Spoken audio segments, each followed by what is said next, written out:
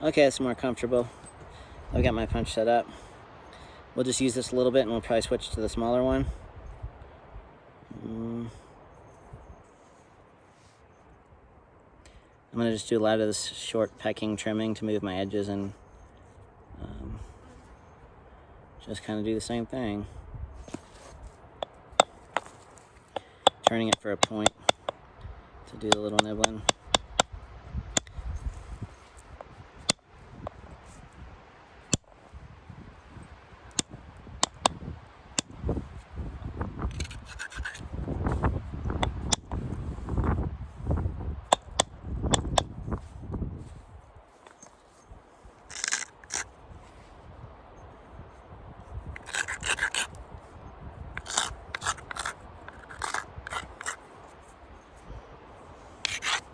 Just sort of a bridge and then look for platforms. I'm not making particular platforms at this point.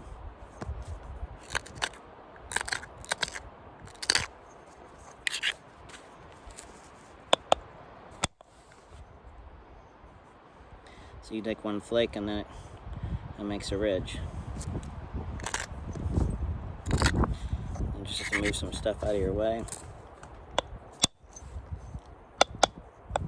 You can see the punch turning when I'm working on an area that I don't normally use because the antler is curved. For these little trimming flakes, I'm just used to it and it doesn't matter.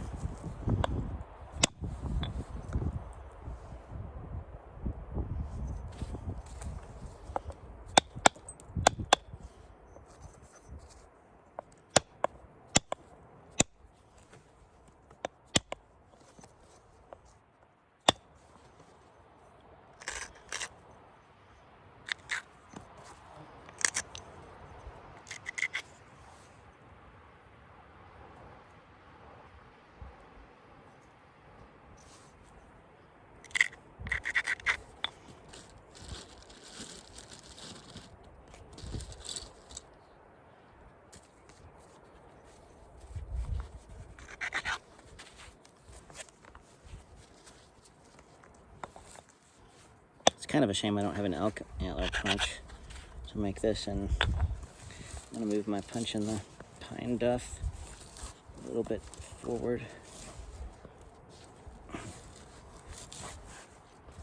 There.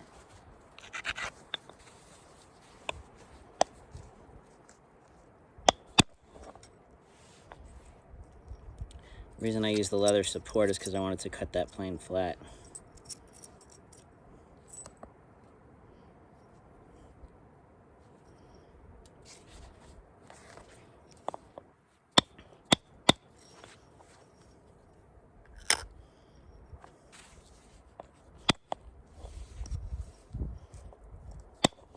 How you get control full length flakes is to have your edges positioned right for the tool. Little below center line for an antler and even lower for buffalo. Not have jammed, have surface supported, even surface support along the path of the flake. And then not a whole lot of pressure. And then since the punches can do a little tiny platform, you can predictably direct those forces to control too much overshot.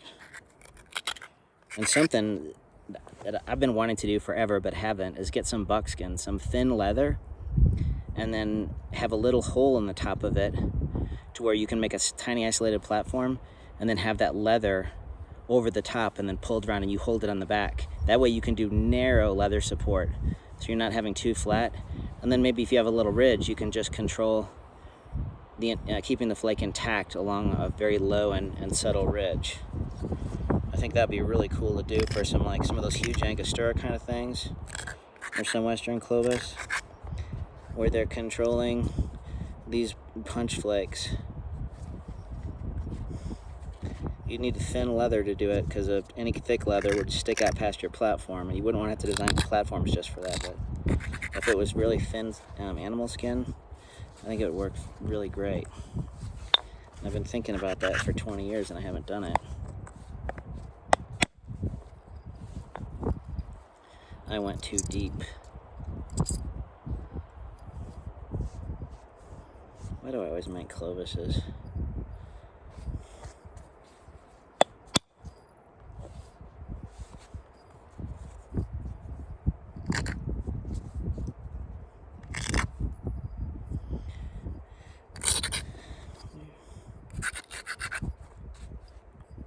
punch down, because I'd like to keep some thickness here so I can make a fluted point.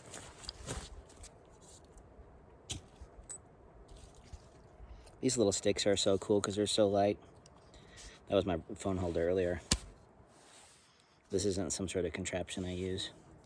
Although it'd be kind of cool. So if I could make this antler and then get it spring loaded, and then it could be way back here and I put it near the platform and I just kind of have it on a track and I shoot it down. If I had $1 every time somebody said, where do you come up with that stuff? I'd be able to afford to short Tesla stock about $1 billion and buy all the flint in the world.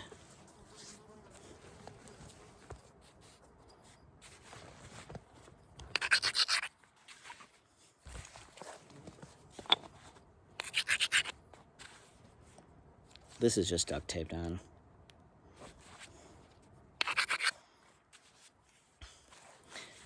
If you didn't get it, something about me is I'm not really too concerned about appearances.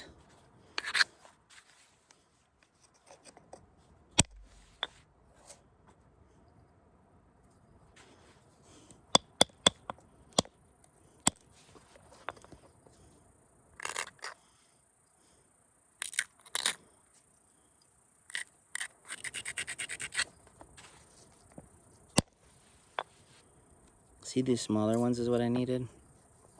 Keeping my thickness there, which is just almost borderline too thin to... One thing about clovises, a lot of people make clovises really wide on the base, and some clovises are wide, but most of them are narrower than, you know, your average just clovis dart point is narrower back there than I used to make them. So don't be afraid to get your preform.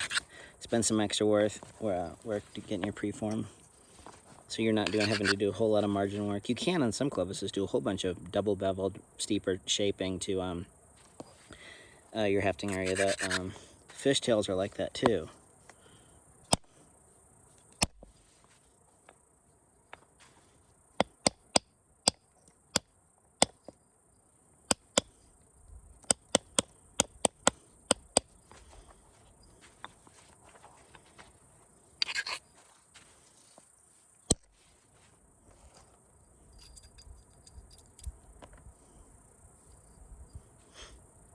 We've got Cortex on the back.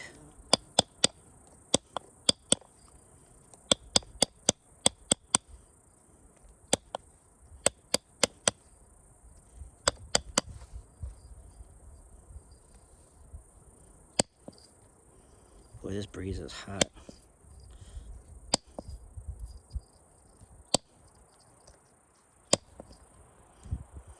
Try to have to get situated here, and I've got Cortex.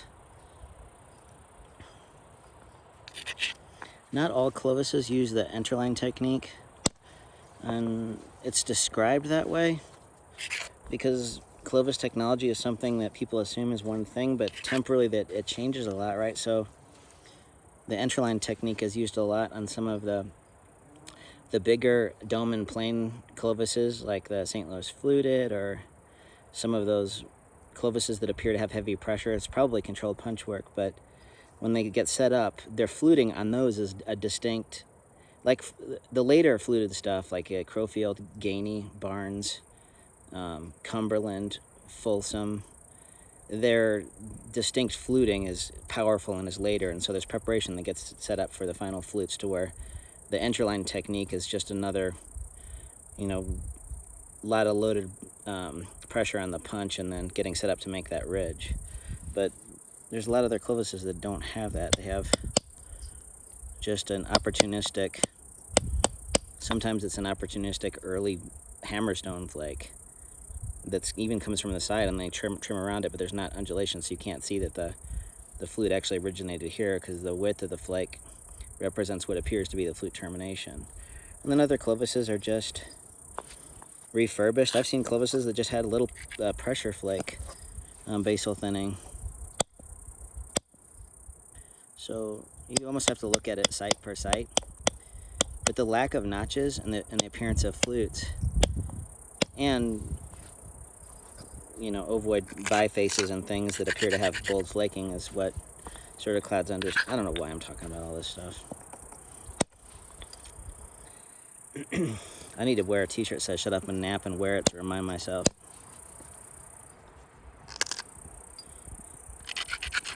Please don't anyone send me one of those. If you do, make it really one of those thin ones in medium.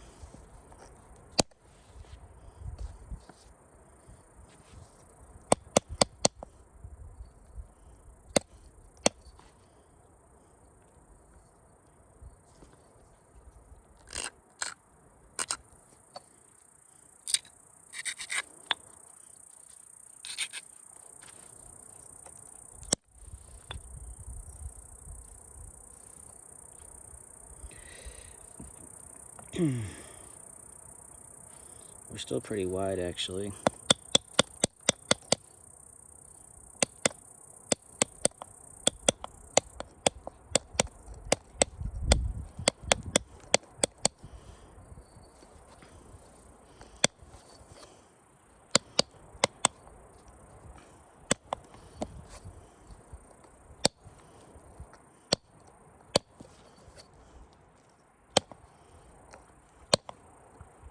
Good boy, Rico, get some water.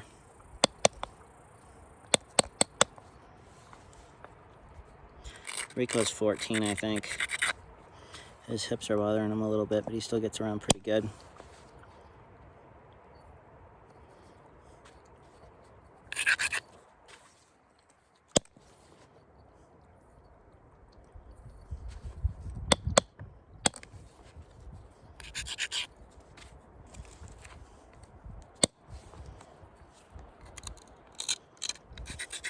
It's almost reading glasses time.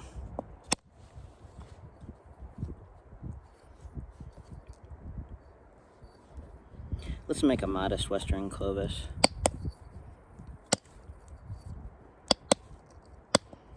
The cortex is making me get a little bit deeper in the base than I want at this stage. It's helpful to learn how to set up your platforms with the punch. I need to get that cortex off that platform. See the white there? It's just an energy robber.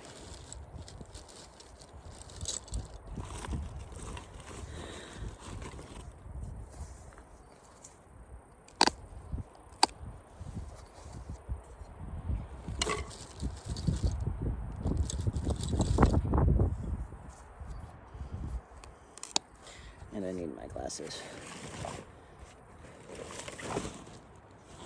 Getting old isn't really that bad, but I'm only saying that because I'm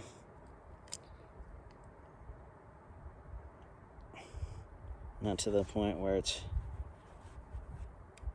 that big a deal. I'm sure I'll feel differently in 20 years.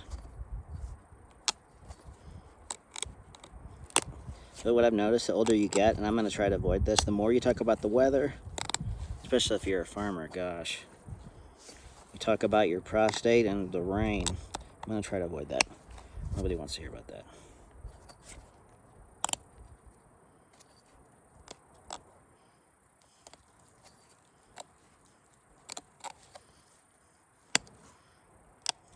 I don't mind small talk, but man, meet one of your farmer buddies on the way to hit a Flint Creek, and you stop on the gravel road and you park alongside each other, roll down the window, and that kind of activity can last the rest of the day.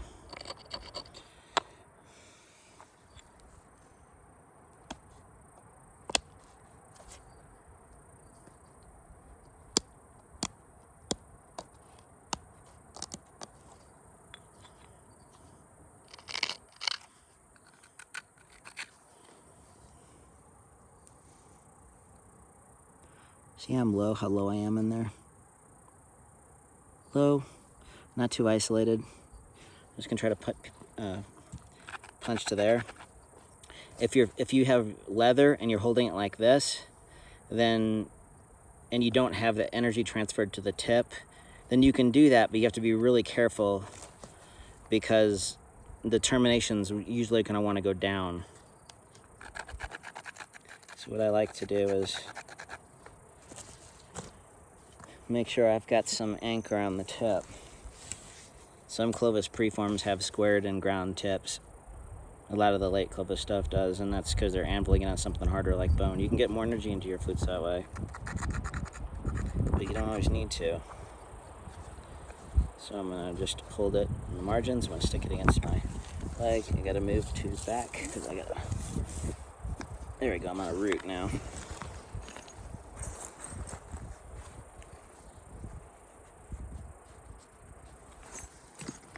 Find a spot on my punch. I want to have it straight in. Feel a little pressure. Get the angle that it feels right. Try to get straight and not sideways.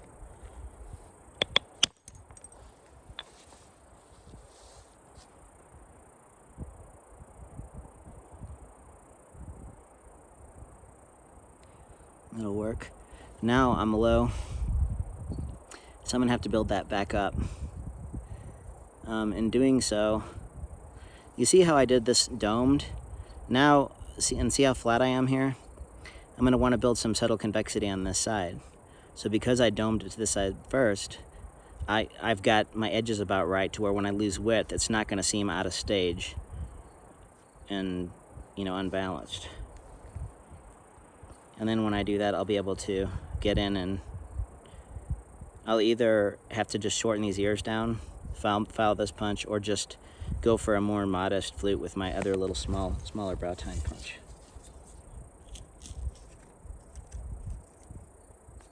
So now we need our small punch to do that on the other side.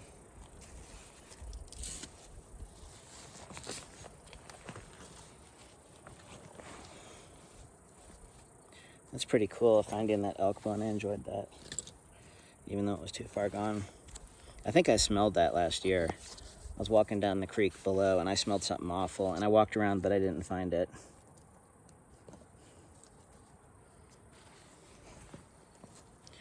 And it's probably good because I don't want to... The animals get it, and hacking limbs off of an elk in the middle of the summer is... I might be part caveman, but I ain't that caveman.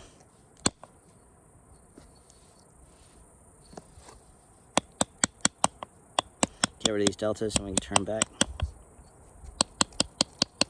You can do this with pressure and shearing too. Cortex got my ear.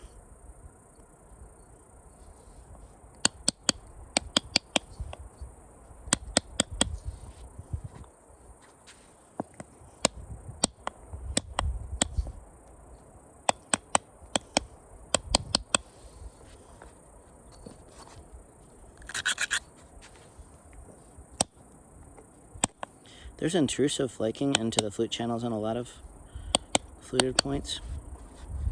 Not always, but quite often. Usually when it is, though, it's blocked to control the terminations.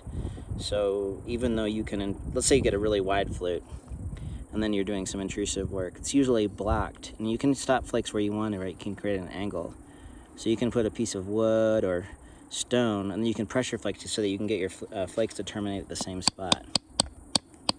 Especially in Folsoms, they did that a lot. The point can be made around the flutes if they get a really early wide flute.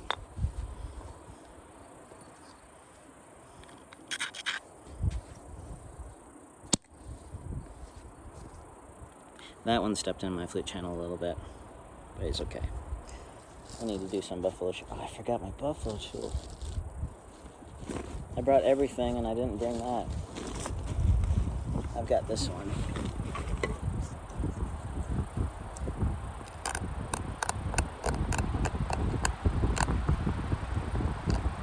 Buffalo is the best shearing tool. I've said this before. It is the best shearing tool ever.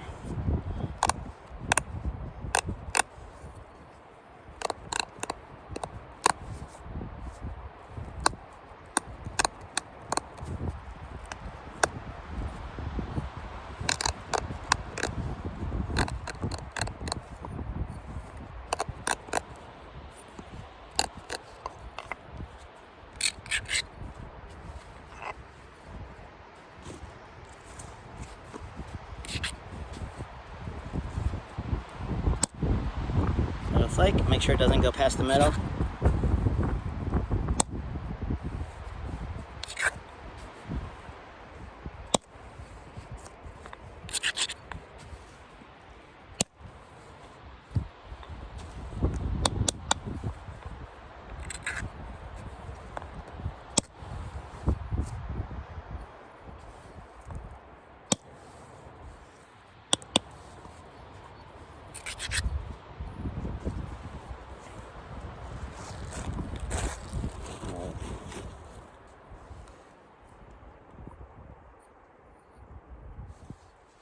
See how I just created a little ridge? I mean, it's pretty flat, but it really helped me out there.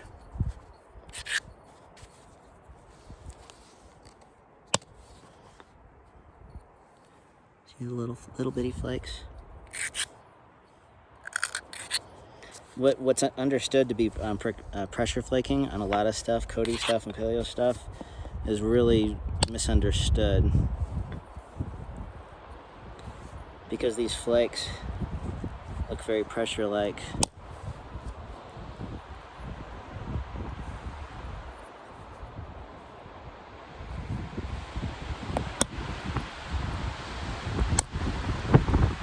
See those little subtle flakes?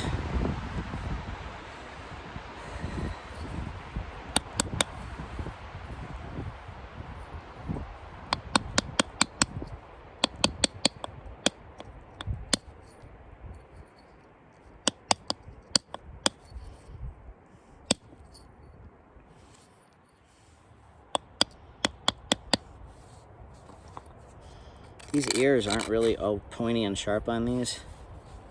I had to take that in a little bit, but on some of these you don't want to get your ears too sharp.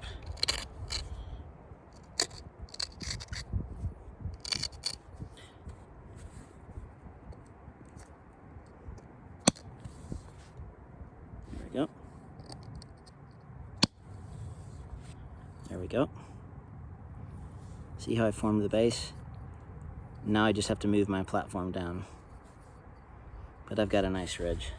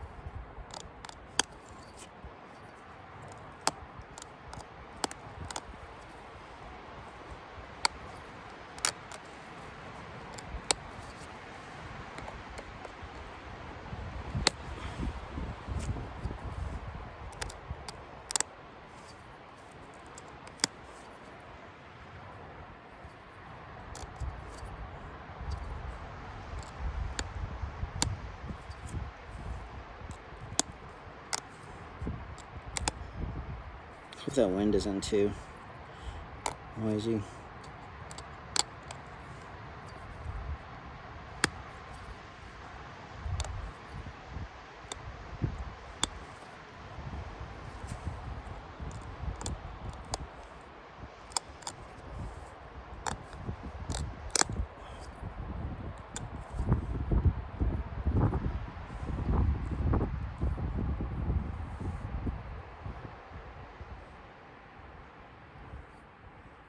Is that focusing?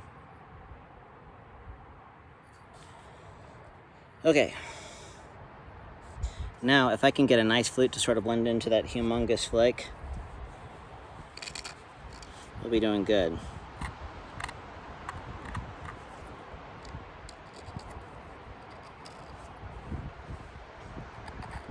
A little ivory punch would do great here because of the hardness of this root beer.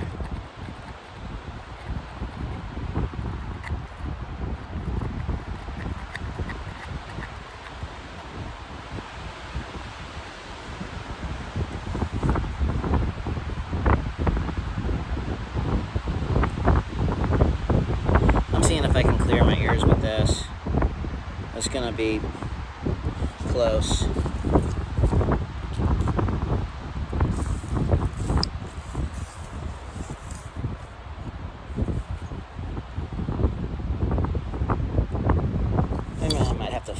a little bit.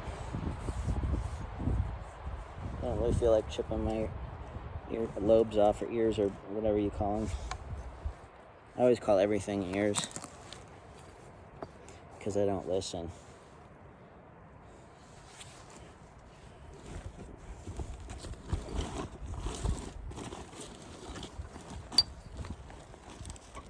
Can you believe I hauled this stupid thing up the mountain? There's not really any great sandstone here to get a slab and to do this. A nice aggressive sandstone works just as good as a file, but they're not as portable.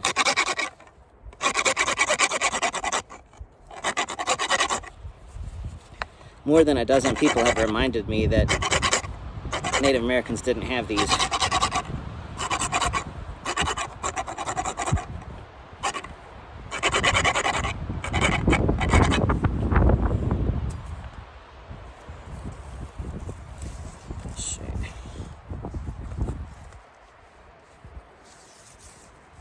Okay, we're on our route. I think we're clear. I think our platform is ground enough.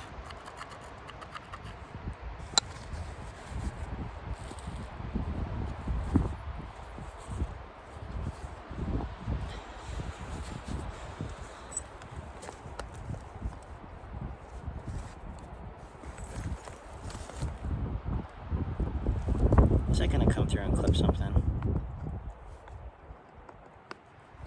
I don't know.